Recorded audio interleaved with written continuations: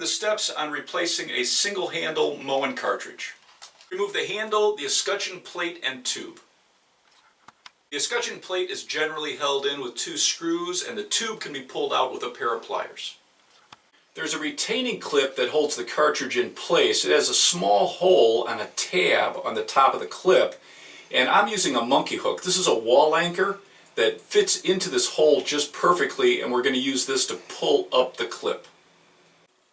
And then you can just pull the retaining clip straight up and out. The new cartridge is going to come with this plastic removal tool. Just push it onto the old cartridge, and then you're going to use a wrench and turn the old cartridge both directions to break loose any bond from calcium, lime, or minerals that would hold it in place.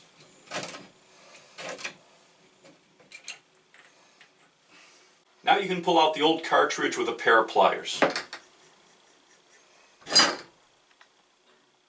I'm going to coat the O-rings on the outside of the cartridge with silicone grease or plumber's grease, and this is going to add life to the O-rings. It'll also help prevent damage if there's a buildup of mineral deposits inside the faucet.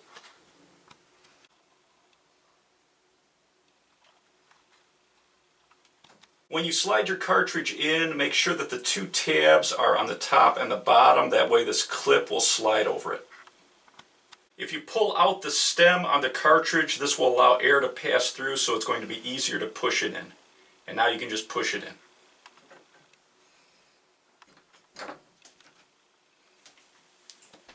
I'm going to use the removal tool to help me push it all the way into the faucet. And now I can use this tool to slightly turn it so I line up those 2 tabs so that my clip will slide in easier. Slide your clip in and lock in your cartridge. Once I have the clip in place, because I don't have a lot of room, I'm going to use the monkey hook and get into that hole and help push down the clip. Make sure the clip goes all the way down and the bottom of the clip goes through the bottom of the metal that holds the cartridge in place. Once the cartridge is in place, you can turn the water back on. Don't put on your covers or handle yet. Pull out the stem with a pair of pliers and rotate it to the right or clockwise to see whether that's cold, and then rotate it counterclockwise to make sure that's hot.